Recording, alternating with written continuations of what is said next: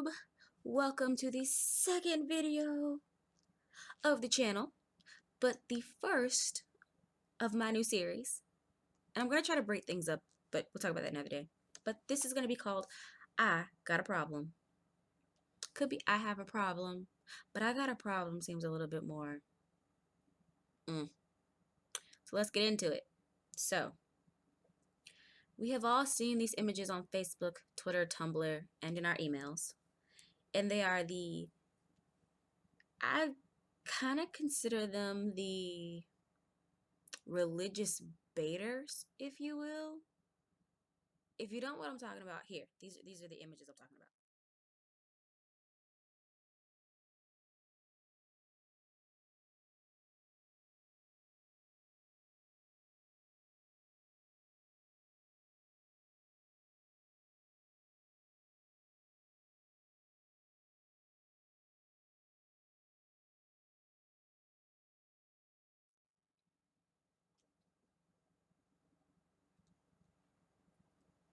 You got those? Okay, good. So we all see them. Repost if you love Jesus. Ignore if you love Satan. Repost and the Lord will bless you. Ignore and he will pass you by. But he still loves you. No, God! No, God, please, no! No! Problem with those images. Big problem, actually. For starters, I don't feel like it's fair for people to post those images. Like, okay, I'm a Christian and I'm supposed to automatically, just because I'm a Christian, supposed to reblog and repost these images because I'm a Christian and because you put up this image of Satan, like, bam, you don't repost it. You cool with Satan. You hang out. You got a first front row seat in hell with your name on a red pillow that Satan dusts off every so often because he knows that because you did not share that picture, that is your spot.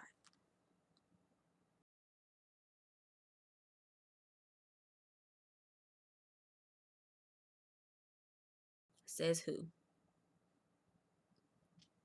I don't think that if I were to like not share that image, that when it is my time to pass and I go to see and I go to heaven, I don't feel like God is going to be sitting there like, Cooper. Oh, you know what? You lived a great life. You were helpful. I mean, you had your moments where you backslid, but that's just any Christian. But here's the issue. See right here on the 31st of November, yeah, you didn't repost that image that said, if you love me, repost. If you love Satan, ignore.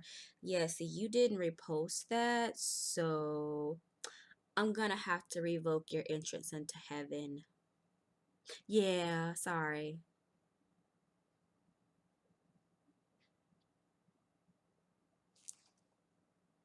Yeah, I highly doubt that that's a thing.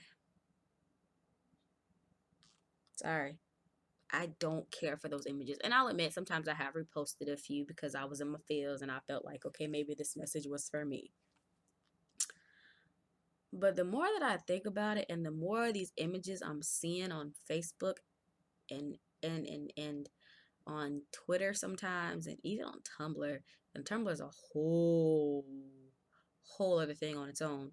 But when I see the images and I'm just like, so because I scroll past it, am I supposed to feel guilty as a Christian because I scroll past it?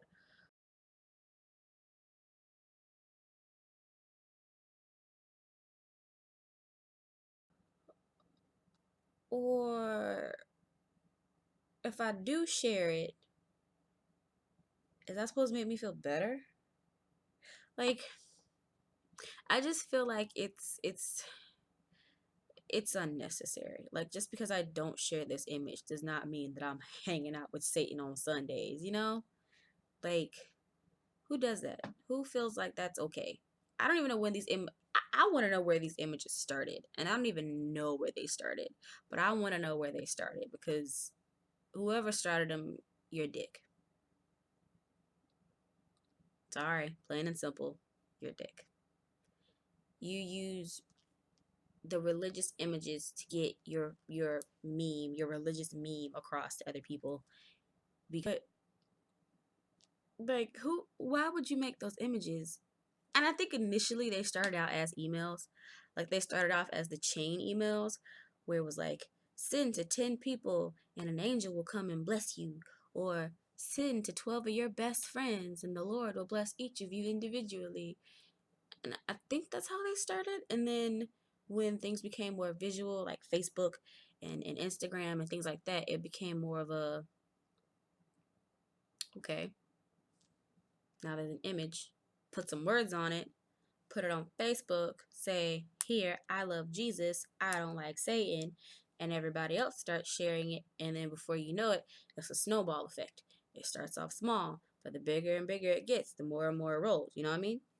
And then it appears on your Facebook page, and you're just like, I don't like you. Why did you put this up? And then you scroll through and you're like, the Christian in me says go back and share this. But the realist in me is just kind of like, screw this image. The Lord knows my heart. I don't need this. I don't need this kind of pressure in my life. Why are you pressuring me to share this image? Because you throw Satan on it.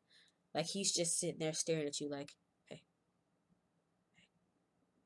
so you gonna skip this image? So can I come over on Saturday? We can watch Netflix and chill while I continue to knit and sew your red cushion that you're gonna sit on when you come to hell. It's gonna be right next to me. Pats the side of the chair. Oh gosh. I just hate those images. They're stupid. They're race baiting. Not race baiting. Where did that come from? They're religion baiting, and they're stupid. Got a problem. All right. So, second thing I got a problem with. And this is going to be like a whole little church kind of episode kind of thing. So this lady,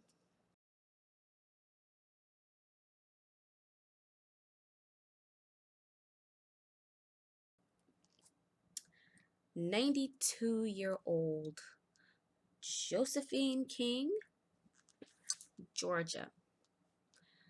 She attended a church for 50 years. 50 years. Some of us can't even watch a show for 4 seasons before we're bored. But 50 years. She got a letter in the mail and pretty much told her that she would no longer be considered a member of a church because she did not tithe.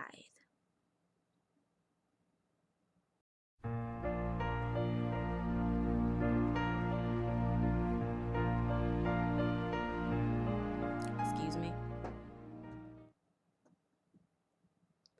I know, don't get me wrong, I know that when you tithe to a church, the money is supposed to be used for, church bills, like, paying for the upkeep of the building, the lights, and all that stuff. And sometimes that money is also used to help families in need within the church as well. But the fact that, and it's been happening more lately, I'm going to link the articles about those in the description below. But the fact that churches are kicking out members because they're not tithing is ridiculous. It's period, point blank ridiculous. And it's stupid. People don't go to churches because of the simple fact that they feel like it's a place where money or other corrupt issues arise a lot. And for some places that is true. Money is the biggest problem in some churches. In other churches, it could be that the pastor is a cheating douche and he's cheating on his first lady with the organist or something. But that's not for all churches. That's just for certain ones. You can't, the whole one apple spoils the whole bunch thing. But the fact that it seems like more and more people are getting letters from the place that's supposed to be, a refuge, a place for where you are meant to worship and to fellowship with other Christians. And these people are sending letters saying because you haven't tithed, then you are no longer a member of this church and you need to go. That's stupid. That's very, very stupid. And it's wrong. Somebody can attend the church just because they're spiritually fed. And they may not have it to where they can tithe. They may not have that ability to tithe because they have bills, they have medicine, they have whatever, groceries, whatever, to where they can't tithe, but they still go because it gives them the spiritual food that they need. And because you're not tithing, forget the fact that you're spiritually fed and forget the fact that you're fellowshipping with other members just because you haven't given me $20 a week or $20 every Sunday or $50 every Sunday, then you're no longer a member of the church and you need to find you somewhere else to be. How does that sound in any way, shape, or form Christian? It's not. I don't recall reading that in the Bible where, Jesus is just like, dude, you haven't done anything. Like, you haven't tithed. Why are you even here? Like, go somewhere else. I don't recall that being a thing, in Christianity. Unfortunately, Christianity gets a bad rep because of things like this, or because of other issues that'll probably come up in another episode. But